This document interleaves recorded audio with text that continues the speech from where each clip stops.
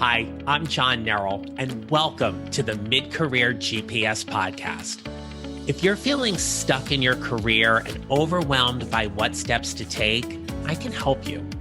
As an executive and career transition coach, I help my clients prepare, position, and promote who they are and what they do to show up and find a job they love or love the job they have. It's time to start building your mid-career GPS. So let's get started.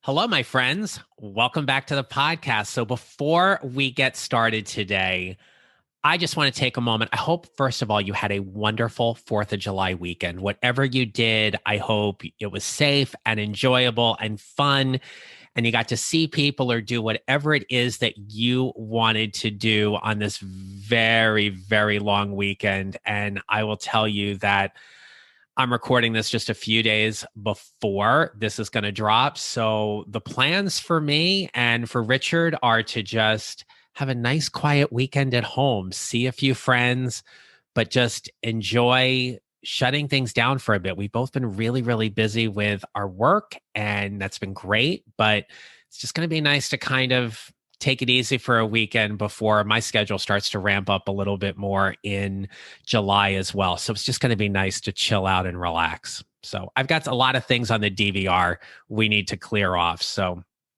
all good stuff there. But I want to share a couple of just personal updates with you that I think you're going to find pretty interesting. So today is episode 40. 40. I remember just a few months ago and talking about how the podcast was legally able to drink at 21, right? In 6 short months, I want to let you know that this podcast is currently ranked in the top 10% of all podcasts on Listen Notes.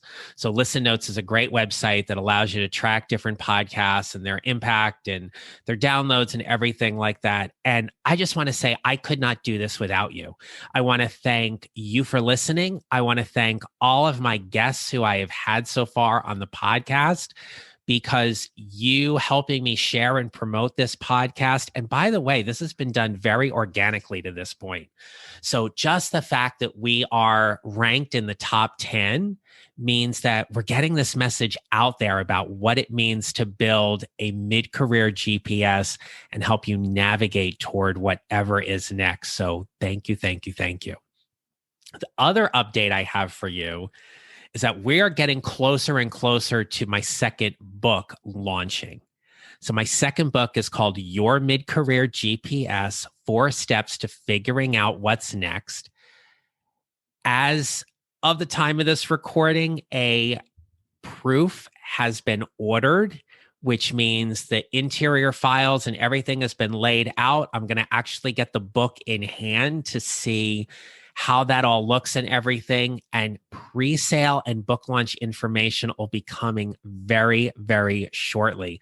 So stay tuned for that. I'd love for you to be a part of my book launch team, and I'll be sharing ways you can get further involved in that. If you just want to drop me an email at john@johnnerrell.com, I'll certainly share that with you, but stay tuned for more info because we're going to do a lot of things around this book, and I am super excited to get this out there. So episode 40. And today, what we're going to talk about is all about trusting your inner GPS. Now, you have an instinct or a gut that you either trust or you don't. When you think about navigating toward whatever is next, your brain might be telling you some things like, I always make the wrong decision. I don't want to make a mistake. What if I fail? What if people don't understand or respect my decisions about what I'm going to do professionally? Or maybe your brain is saying to you, I got this. Maybe your brain is telling you that no matter what happens, you're going to figure it out because whatever the next destination is, it is just another stop along the way in the many wonderful things you're going to do in your career. And whether you're listening to this podcast as a mid-career professional or you identify as an early or late career professional, You're still navigating toward whatever is next. And whatever is next can certainly be defined as that next project or task that you're going to have in your current job, or maybe you are actively job seeking. Right now, more so than ever, as we're starting to hear companies opening up, there was something in the news just this week where Apple is going to stick to their employees being in the office 3 times a week come September. You may be sitting there and going, I don't want to return to the work site. I'm fine working virtually. And you may be having some internal conflict around whether or not you're going to physically go back to the office or you are going to decide to look for another job. You may be in a position where there is no other option. You may be a healthcare professional. You may be a teacher who's going back into the classroom full time. You may be a customer service representative or a supply chain worker where you need to be on site. Things like that, you may not have an option. And so it's just business as usual unless you're looking for another job or you're looking to advance internally. But in this episode, I'm going to share with you about getting further in touch with your gut, your instinct, or what I like to call your internal GPS, because your GPS is going to help you get there. Think of it as architecturing a strategy, developing a strategy for yourself in whatever is going to be next. I'm always thinking about what the next thing is going to be in my business, and I'm building those things to help me get there. Right? It might just be more lead generation or client acquisition or more public speaking. And certainly with this book coming out, I want to be doing a ton of public speaking opportunities around your mid-career GPS, or even my first book, Show Up. So there's lots of things that we're thinking about, but I want you to really think about where you trust your gut. So a couple of things to help you think about that. So 2 weekends ago, last weekend in June, I had an opportunity to really fuse my two loves, which is bowling and coaching, and put them together and go to coach a camp at Rockaway, New Jersey with one of my best friends, Ken Yakuboski, who owns Pro Image Bowling. We celebrated our 20th year doing the camp. We did not do it last year because of the pandemic. So 20 years of doing this camp. We had 31 athletes come to the camp, ranging in ages from 10 to 75, who were all really good players in their own right and just came to learn more about the game, to learn more about their physical game, how to play different lane patterns, their mental game. And for me, one of the great things is that even though I am helping to coach the camp, and I help Ken and Jerry Edwards, who Ken and Jerry are both two phenomenal gold level coaches certified by the United States Bowling Congress. They are only 2 gold coaches out of something like 40 in the world. And they are, not only are they phenomenal people and dear friends, but they are just fantastic coaches. And so to coach alongside of them is just a privilege and an honor, but I get to learn so much from them as well. So here's the thing. In any athlete, no matter what sport you play in, you have to be able to trust your ability to make a shot. Now, several years ago at the camp, we had a sports psychologist named Dr. Dean Hinnitz come and work with our players at the camp. And he did this exercise that I'm going to walk you through right now. And you may be thinking, John, where the heck is this all going? I'm going to tie this back, I assure you, but follow me along here, right? So if you've ever played basketball, or if you play golf, or football or baseball, you know that there is something, or bowling even, you know there is something about taking an object and getting it somewhere. So in bowling, we take an object weighing anywhere between 8 to 16 pounds, and we throw it at over 32 pounds worth of lumber at the end of the lane and try to knock it all down in one shot or two. Well, in basketball, you take that basketball and you just try to get it in the hoop from wherever you are. Watch a basketball player shoot free throws. It's pretty amazing. They have their pre-shot routine, they're envisioning the shot. They see that in their mind, they go ahead and they make that shot and they execute. And then once they evaluate those results, they either reinforce and re-imprint and do that again, or they modify that shot in their mind so they can correct whatever they need to do in order to get the ball into the hoop. Well, what if we change the game? What if we change the game? And this is what Dr. Dean did, was he took a waste paper basket and he gave someone a dry erase marker. Now, I don't know about you, but I don't have a lot of experience throwing dry erase markers. It's not something in my wheelhouse. And probably for you, it's not in yours either. But if you were standing a certain number of feet away from the wastebasket, how would you throw that marker into the basket? Would you throw it more end over end? Would you throw it fast? Would you throw it slow? Would you try to arc it up in the air? Would you try to throw it with any rotation or no rotation at all? How would you figure out a way to go ahead and do that? You have some concept of the task at hand, even though you've never done it. You know what the goal is. Get the marker from your hand into the basket by throwing it. And so he would have a few players try that.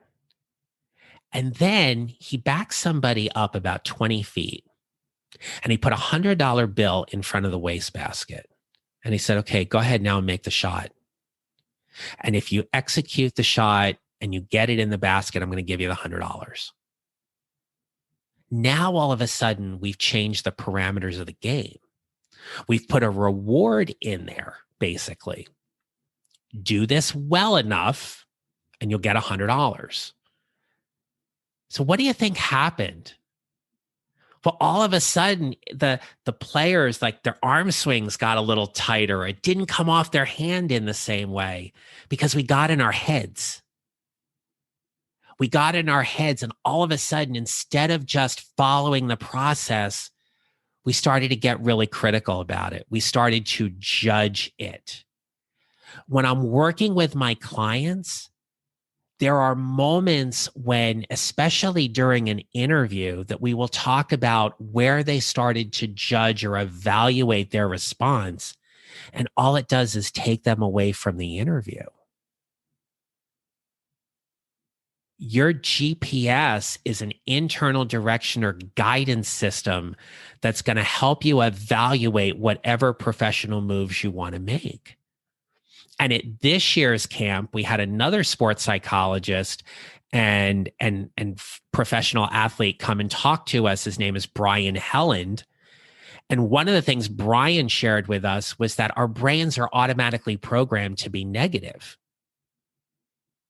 Think about that. Our brains are automatically programmed to be negative. Just hearing that, now it makes total sense, right? You do something at work and you go, oh, that was real stupid. Or what an idiot for saying that in the meeting about yourself, right? We're not saying these out loud to other people. We shouldn't really even be saying these to ourselves internally, but our brains are programmed to be negative, so we can get super critical of ourselves. You leave an interview and someone says to you, how did the interview go? And more than likely, one of the first things you'll say is, well, I bombed this question on such and such. Or overall, it went okay, but I really bombed this question at the end. I don't think they're going to hire me. When we say those things, we are imprinting those thoughts into our brain about how we're not a good interviewer, how we don't tell our story well, how we're not qualified for the job, how we're insufficient in applying for whatever roles we are going to. My friends, I am telling you this for a very specific reason. What I learned at this bowling camp a couple weeks ago just reinforces everything that I talk about with my clients. We have to be careful about what we are saying to ourselves. We have to be careful about the things we are thinking about our overall performance, our sufficiency, our worth, and our value. Because as another wonderful goal level coach and dear friend, Fred Borden, says, be careful what you think, it just might come true. You're listening to this right now, and your gut, your GPS, is telling you something about where you are working and the work you are doing and how well it's going. You're either thinking, I'm safe, I love what I'm doing, I have job security, things have been great, full steam ahead, keep going. Or you're thinking, I'm undervalued, I'm underutilized, I should probably start looking for a job, but it's probably too much work and I don't want to invest in it. I'm just going to stay where I'm at. You might be thinking, I'm undervalued, I'm underutilized, I'm ready to start a job search process and see what else is out there. Or you're just done. You're tired, you're done, you're frustrated where things are. You're either not making the kind of money you want to make, you're not doing the kind of work you want to do, and you are bound and determined, come hell or high water, to find a job that is going to be a better fit for you. You know when things are right, and you know when they're not. When I was a kid, when I was in college, I took a summer job putting up party tents for a local party company. I lasted 6 days on that job. For those of you who know me, you are probably surprised I even attempted to do this. My father made a bet with me that I wouldn't last 5 days in the job. I made it to 6 and then I quit. And I did offer to give them 2 days notice, but I sucked so horribly at the job that the owner of the company said to me, I think it would be best if you just leave today. And I went, okay, that's great. Thanks. I work hard. I am not really good at hard labor kind of work. Right. So, like, you're not going to see me climb up on the roof of the house and clean the gutters. I'm not really good being handy and craftsman-like. It's just not so. And I know some of you who are listening to this, you're just kind of chuckling because you're like, yeah, John doesn't like to get dirty. I'm just not that kind of person. I'm just not skilled in that kind of way. I use my superpowers for other things. Right.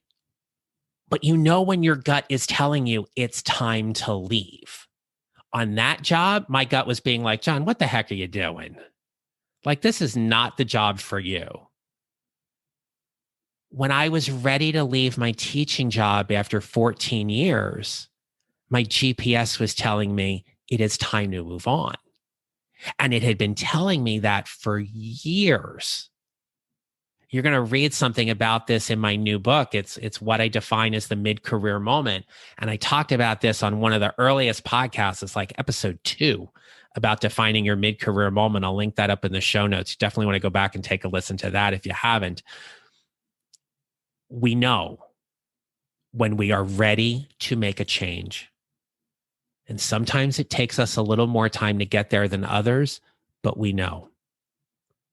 Right now, where you are, I want you to just take a few moments and do a pulse check of how you're feeling about where your career is headed and where your current job is.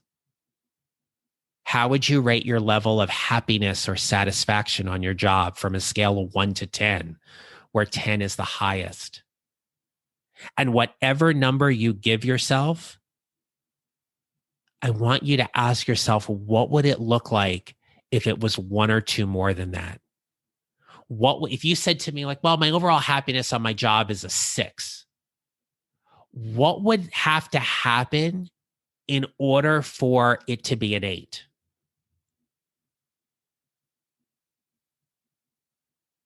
What would that look like?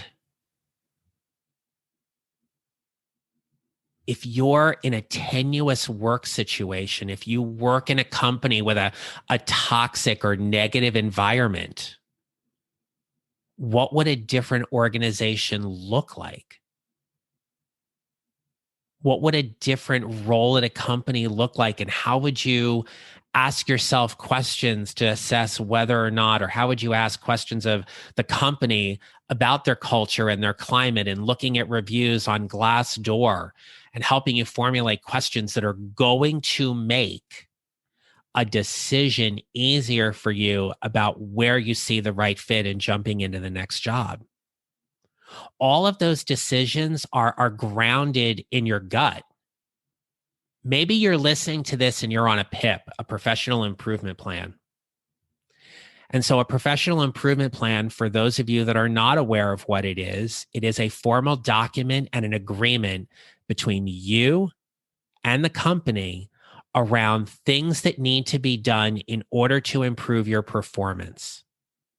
The goal of the PIP is always to move the employee to improve their performance. But there is a clause in that agreement that if those things do not happen, that one of the results may lead to terminating the employee. So a lot of times when people go on a PIP, they automatically think like, oh, probably going to get fired in 4 weeks, 8 weeks, maybe sooner than that, depending. Automatically, our brains take us to that negative place. They never see, or they don't always default to thinking, okay, so I'm on this PIP. What are going to be the tangibles for my performance, and how is that going to look? And what are the things that I need to do? And how do I provide evidence for that? So my employer and my manager have that kind of evidence to know I am improving. I have worked in places where people have been on PIPs only to come off of them and then get promoted down the road. So PIPs are not death sentences, but your gut, your internal GPS is going to tell you more about where you think things are going to play out. And you have control over your thoughts in these situations. I have said before, your thoughts create feelings, those feelings create actions, and those actions create results. When our brains are automatically programmed to be negative, we have to keep it in check. We have to call it out. In bowling, you, like in any sport, right? You can have self-doubt. You get up in the 10th frame and you need to throw a strike in order to make a match. To win the match, the last thing you want is that gremlin or that inner critic in your head going, "You're not good enough. You're not going to make that shot. You'll probably hit the pocket and won't carry." Or you never make a good of a shot when it's a pressure situation than you do when you're just bowling for practice. You never bring your training into competition.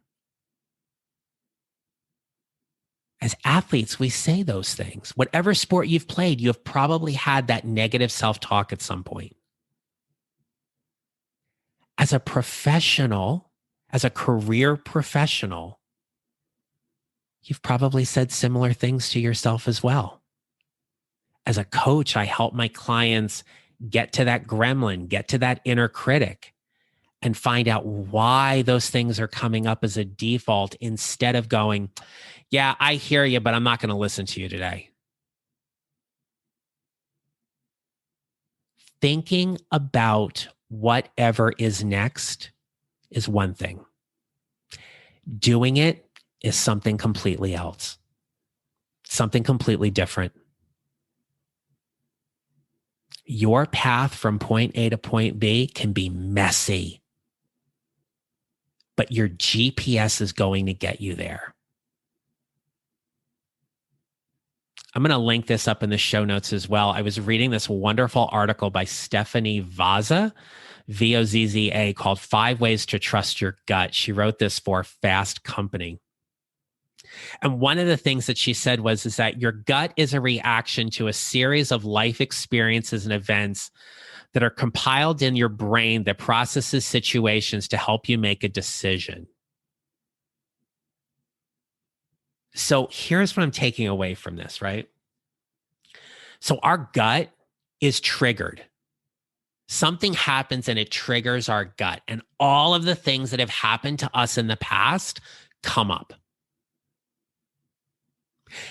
Whatever those experiences are, more than likely you tend to focus on the negative ones. But if you focus on the positive ones, then we can reinforce or imprint where our gut or our instinct has served us. If you have been following the news and you are following the tragic story of the condo collapse in Florida, we're starting to hear more and more stories about people who didn't go back home for a certain reason. I was watching the news and they were talking to this guy. He said it was around like 1 or 1:30 in the morning, and his girlfriend told him to just stay at her place for the night, not to go home. And that night, the building collapsed. He's like, had I been there, I would have been dead. We get these intuitive hits. We get our gut instincts tell us certain things. We trust our gut for certain reasons. We're driving home and we go, I'm going to take this road because I just think I'm going to avoid traffic. The goal is just to get home safely. We trust our gut in a variety of situations, and your professional GPS needs a gut component to it. Your instinct, your savvy, your motivation, your gut, whatever that is a combination of all of those experiences and events that you have dealt with throughout your career. So let me give you this example as we start wrapping up. Let's say you are considering 2 different job offers. Company A versus Company B. You can look at the data all you want. You can list out the job title, the role, the responsibilities, the compensation, the bonus structure if it has it, the benefits package, the vacation time, the ability to work remotely or not, or how much, all of those things. You can look at both of the company culture, who you're going to be working with, who you felt like you had a better relationship with during the interview. You can look at all of those things on paper and look at all of the tangibles. But your gut is going to give you an emotional reaction around a lot of the intangibles along with the tangibles to help you make a decision. If both jobs were equal on paper, if everything was equal on paper, you can't do both jobs. You would have to pick one over the other. And that, my friends, is where trusting your gut and your internal GPS is going to guide you to exactly where you need to be.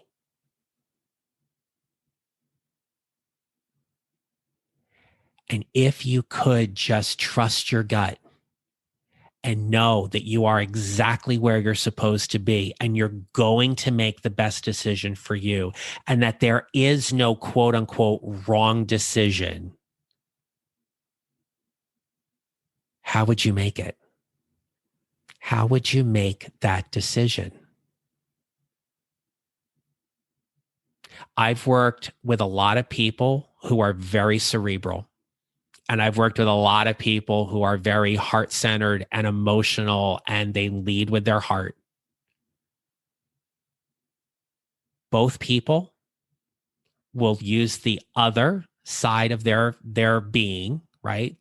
The cerebral will lean in on their heart will lean on the brain to help them make a decision. But in the end, your gut is going to guide you. So as you are building your GPS, let's not overlook the role that your gut is going to play into this, your instinct. And that is one of the best ways that coaching can help you. It is some of the most amazing work I get to do with my clients on a daily basis, is to help them get in touch with that inner critic, that inner voice, their gut that is helping guide them to whatever is next. So have some fun. You want to have a little fun with this. If you have kids, this is a great game to play. You can do it when you're standing at an elevator. Richard always jokes with me and laughs at me whenever we go to the supermarket, because I will go and I will get the scanner gun to scan all the groceries, and I'll put in our card number for the shopper's discount, whatever it is, and I'll be like, which one is it going to be? And I'll point. And I'll point to whichever one I think is going to light up, because that's going to be the scanner gun I'm going to use. And sometimes it's not even close to it. And I'm like, my instinct's off a little bit today. Right. And sometimes it'll be like dead on. And I'll look at him and be like, watch, my gut instinct's really good today. And other times it'll be close. And I'm like, okay, I'm in tune with it. It's all good. Kids love playing that kind of guessing game. It's a great way to sharpen their instinct a little bit. All right. We've talked about a lot today. I hope you've enjoyed it. Most importantly, I am so grateful to be on this journey with you. And thank you for letting me spend some time in your ears today. And we got some more really, really great stuff coming up. Got some great guests coming up in July, and just some really good and exciting things coming up around the book. So make it a great rest of the day. We build our GPSs one step or 1 mile at a time. And remember, how we show up matters. Make it a great day, my friends. I'll talk to you next time.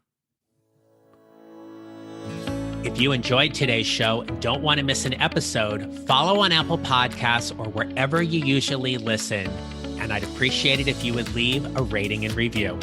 Visit johnneral.com to download your free copy of the 55-minute career transition jumpstart to help you start building your mid-career GPS. And don't forget to connect with me on LinkedIn and follow me on social at John Neral Coaching. Thanks for listening. I'll see you next time.